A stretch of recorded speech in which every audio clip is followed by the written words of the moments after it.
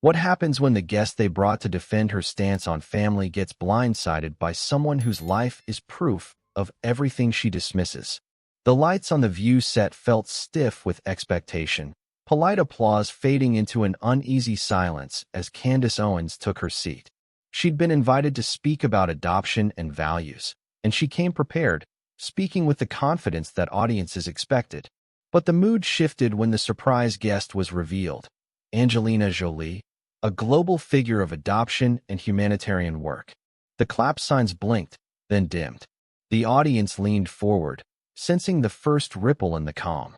Candace's smile didn't falter, but her posture shifted, the first crack in the armor. And behind the well-lit mugs and cue cards, the real questions had just begun. Angelina Jolie appeared on the screen behind the hosts, her face calm, her tone warm but unmistakably pointed. "I didn't come here to argue," she said, "but I do want to speak honestly, especially when adoption is framed as something political instead of something human." The audience stilled. Candace Owens crossed her legs, her voice even. "I respect adoption. What I don't respect is people using it to signal virtue without talking about what it really means, the trauma, the loss, the privilege." Angelina didn't flinch. "That's fair," she said. "But what's not fair is turning someone else's family into a talking point when you've never lived one day inside that experience." The crowd murmured, not loud, just enough to show they were listening. Candace looked to Joy, then back at the screen. "So I can't speak on adoption unless I've adopted?" Angelina's voice stayed calm. "You can speak, but when your words erase the dignity of adopted families, when they suggest those families are lesser, then yes, I think it's fair to ask what your intention really is." Joy Behar leaned back. Sunny Hostin looked at her notes, but didn't speak. The silence was the loudest it had been all morning, and Candace had not yet found her next line. Candace Owens folded her hands, her voice sharpening just slightly. "I didn't erase anyone's dignity. I just said that children deserve to be raised by people who share their culture. That's not hate. That's truth." Angelina Jolie didn't blink. Her tone stayed level, but something deeper settled in her words. "Truth without compassion isn't justice, Candace. And when you say things like that, what you really suggest is that love has borders. That family must come with conditions." The audience shifted. A quiet rolled through the front row, the sound of people recognizing a line that didn't come from a teleprompter. Candace forced a tight smile. "Easy for you to say from your mansion. You get praised for adopting children. But regular people are just told to sit down and be quiet if we disagree." Angelina's gaze didn't waver. "I don't need praise. I need people to stop assuming that a child's value changes depending on who raises them. And I need people to stop pretending that care only counts when it looks like them." That landed. Not like a punch, like a weight. Joy Behar sat back, eyes flicking toward Candace. And for the first time, Candace Owens looked cornered. Candace Owens leaned forward, her voice crisp now, trying to steer the room back toward certainty. "You're twisting my words. I never said adoptive families aren't real.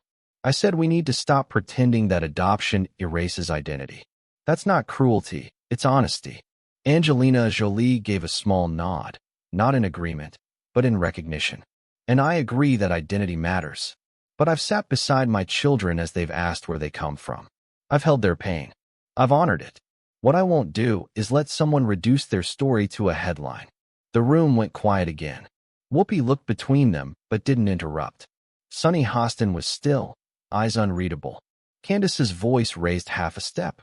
"So if I disagree with your choices, I'm heartless?" Angelina shook her head once. "No, but if you speak with certainty about lives you haven't lived, and then use that certainty to shame people who are just trying to love fully, then yes, I believe you owe them more care than that." A soft clap began in the corner of the audience, slow, uncertain, but it didn't spread. Not yet. The moment was too thick. And Candace Owens had nothing to say. Candace Owens folded her arms now, her voice cooler, slower. "You talk about care, Angelina, but let's not pretend this isn't also about image. You know how the press treats you. People say you adopted for publicity, to look like the savior." A ripple passed through the audience, sharp, uneasy. Angelina didn't blink. Her voice dropped lower. Then let me be clear. I didn't adopt to be praised. I adopted because I met children who needed love, and I had the capacity to give it. Not perfect love, but real love. Candace leaned in, trying to cut through. But what about the families those kids came from? What about their roots? Angelina nodded slowly. We honor their roots every day. Culture isn't something I gave them. It's something I protect, because it was theirs before they ever knew me. That line held in the air like stone. Joy Behar looked down. Whoopi stared at the mug in front of her. Even Candace looked briefly off stage, as if waiting for backup that wasn't coming. And for the first time, the audience clapped without waiting for the sign. Not loud, just steady, because the room had picked a side. Candace Owens glanced toward the hosts, then back at the camera, but the weight in the room didn't move. She adjusted her posture, her voice quieter now. Look, I'm not saying adoptive parents are bad. I'm saying we need to talk about the cost. About what gets lost. Angelina Jolie's reply came without pause.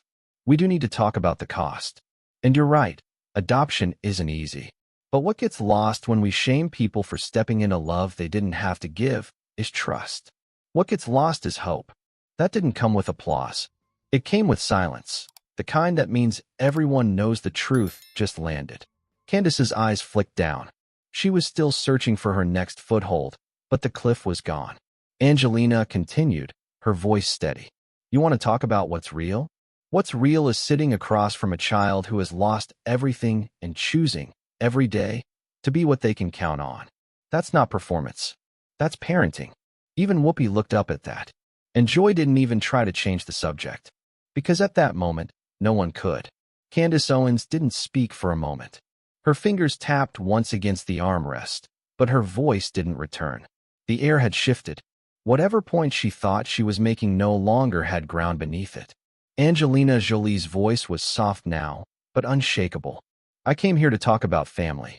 Not the kind people question in headlines or measure by blood, but the kind you fight to hold on to when the world already told that child they were disposable.